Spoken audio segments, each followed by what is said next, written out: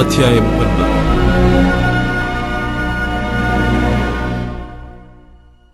ബെന്യാമീൻ ഗോത്രത്തിൽ കീശ് എന്നു പേരുള്ള ഒരു ധനികനുണ്ടായിരുന്നു.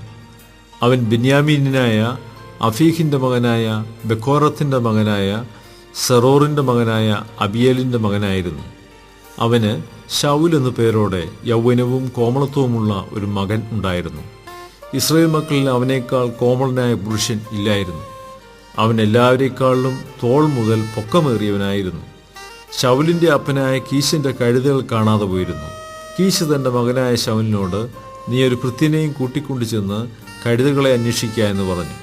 അവൻ എഫ്രയീം മലനാട്ടിലും ശാലീശാ ദേശത്തും കൂടി സഞ്ചരിച്ചു, അവയെ കണ്ടില്ല. അവർ ശാലീം ദേശത്തു കൂടി സഞ്ചരിച്ചു, അവിടെയും ഇല്ലായിരുന്നു.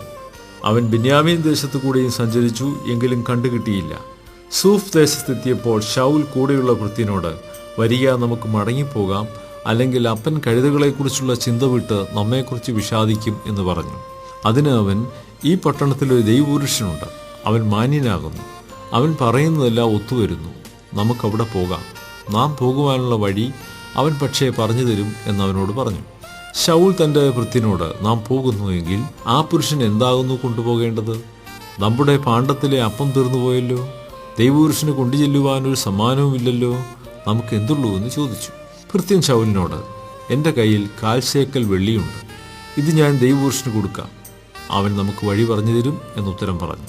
പണ്ട് ഇസ്രായേലിൽ ഒരുത്തൻ ദൈവത്തോട് ചോദിപ്പാൻ പോകുമ്പോൾ, വരുവീൻ, നാം ദർശകന്റെ അടുക്കൽ പോക എന്ന് പറയും. ഇപ്പോൾ പ്രവാചകൻ എന്ന് പറയുന്നവനെ അന്ന് ദർശകൻ എന്ന് പറഞ്ഞു വന്നു. ശൗൽ ഭൃത്യനോട്, നല്ലത്, വരിക, നമുക്ക് പോകാമെന്ന് പറഞ്ഞു. അങ്ങനെ അവർ ദൈവപുരുഷൻ താമസിച്ചു വന്ന പട്ടണത്തിലേക്ക് പോയി. അവർ പട്ടണത്തിലേക്കുള്ള കയറ്റം കയറി ചെല്ലുമ്പോൾ വെള്ളം കോരുവാൻ പോകുന്ന ബാല്യക്കാരികളെ കണ്ട് അവരോട്, ദർശകൻ ഇവിടെ ഉണ്ടോ എന്ന് ചോദിച്ചു. അവർ അവരോട്, ഉണ്ട്, അതാ നിങ്ങളുടെ മുമ്പിൽ, വേഗം ചെല്ലുവീൻ, ഇന്ന് പൂജാഗിരിയിൽ ജനത്തിന്റെ വകയൊരു യാഗമുള്ളതുകൊണ്ട് അവൻ ഇന്ന് പട്ടണത്തിൽ വന്നിട്ടുണ്ട്. നിങ്ങൾ പട്ടണത്തിൽ കടന്ന ഉടനെ അവൻ പൂജാഗിരിയിൽ ഭക്ഷണത്തിന് പോകും മുമ്പേ നിങ്ങൾ അവനെ കാണണം. അവൻ യാഗത്തെ അനുഗ്രഹിക്കേണ്ടതാകൊണ്ട് അവൻ ചെല്ലുവോളം ജനം ഭക്ഷിക്കുകയില്ല. അതിൻ്റെ ശേഷം മാത്രമേ ക്ഷണിക്കപ്പെട്ടവർ ഭക്ഷിക്കുകയുള്ളൂ. വേഗം ചെല്ലുവീൻ, ഇപ്പോൾ അവനെ കാണാമെന്ന് ഉത്തരം പറഞ്ഞു. അങ്ങനെ അവർ പട്ടണത്തിൽ ചെന്നു. പട്ടണത്തിൽ കടന്നപ്പോൾ ഇതാ ശമൂവേൽ പൂജാഗിരിക്ക് പോകുവാനായി അവരുടെ നേരെ വരുന്നു. എന്നാൽ ശൗൽ വരുന്നതിന് ഒരു ദിവസം മുമ്പേ യഹോവ അത് ശമൂവേലിന് വെളിപ്പെടുത്തി. നാളെ ഇന്നേരത്ത് ബെന്യാമീൻ ദേശക്കാരനായ ഒരാളെ ഞാൻ നിന്റെ അടുക്കൽ അയക്കും. എൻ്റെ ജനമായ ഇസ്രായേലിനെ ഭരിക്കേണ്ടതിന് നീ അവനെ അഭിഷേകം ചെയ്യണം. അവൻ എൻ്റെ ജനത്തെ ഫെലിസ്ത്യരുടെ കയ്യിൽ നിന്ന് രക്ഷിക്കും. എൻ്റെ ജനത്തിൻ്റെ നിലവിളി എൻ്റെ അടുക്കൽ എത്തിയിരിക്കുകൊണ്ട് ഞാൻ അവരെ കടാക്ഷിച്ചിരിക്കുന്നു എന്ന് അരുളി ചെയ്തിരുന്നു. ശമൂവേൽ ശൗലിനെ കണ്ടപ്പോൾ യഹോവ അവനോട്, ഞാൻ നിന്നോട് അരുളി ചെയ്ത ആളിതാ, ഇവനാകുന്നു എൻ്റെ ജനത്തെ ഭരിപ്പാനുള്ളവൻ എന്ന് കൽപ്പിച്ചു. അന്നേരം ശൗൽ പടിവാതിൽക്കൽ ശമൂവേലിൻ്റെ അടുക്കലെത്തി, ദർശകന്റെ വീട് എവിടെയെന്ന് പറഞ്ഞു തരണമേ എന്നപേക്ഷിച്ചു.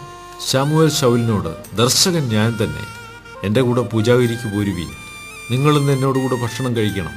നാളെ ഞാൻ നിന്നെ യാത്ര അയക്കാം, നിന്റെ ഹൃദയത്തിലുള്ളതൊക്കെയും പറഞ്ഞു തരാം. 3 ദിവസം മുമ്പേ കാണാതെ പോയ കഴുതകളെക്കുറിച്ച് ചിന്തിക്കേണ്ട, അവയെ കണ്ടുകിട്ടിയിരിക്കുന്നു. എന്നാൽ ഇസ്രായേലിന്റെ ആഗ്രഹമൊക്കെയും ആരുടെ മേൽ? നിന്റെ മേലും നിന്റെ സർവ്വ പിതൃഭവനത്തിന്മേലും അല്ലയോ എന്ന് പറഞ്ഞു. അതിന് ശൗൽ, ഞാൻ ഇസ്രായേൽ ഗോത്രങ്ങളിൽ ഏറ്റവും ചെറുതായ ബെന്യാമീൻ ഗോത്രത്തിലുള്ളവനും എൻ്റെ കുടുംബം ബെന്യാമീൻ ഗോത്രത്തിലെ സകല കുടുംബങ്ങളിൽ വെച്ച് ഏറ്റവും ചെറിയതുമായിരിക്കെ നീ ഇങ്ങനെ എന്നോട് പറയുന്നത് എന്തെന്ന് ഉത്തരം പറഞ്ഞു. പിന്നെ ശമൂവേൽ ശൗലിനെയും അവൻ്റെ ഭൃത്യനെയും കൂട്ടി വിരുന്നുശാലയിൽ കൊണ്ടുചെന്നു. ക്ഷണിക്കപ്പെട്ടവരുടെയിൽ അവർക്ക് പ്രധാന സ്ഥലം കൊടുത്തു. ക്ഷണിക്കപ്പെട്ടവർ ഏകദേശം 30 പേർ ഉണ്ടായിരുന്നു. ശമൂവേൽ വെപ്പുകാരനോട്, നിന്റെ പക്കൽ വെച്ചുകൊള്ളുക എന്ന് പറഞ്ഞ് ഞാൻ തന്നിട്ടുള്ള ഓഹരി കൊണ്ടുവരിക എന്ന് പറഞ്ഞു.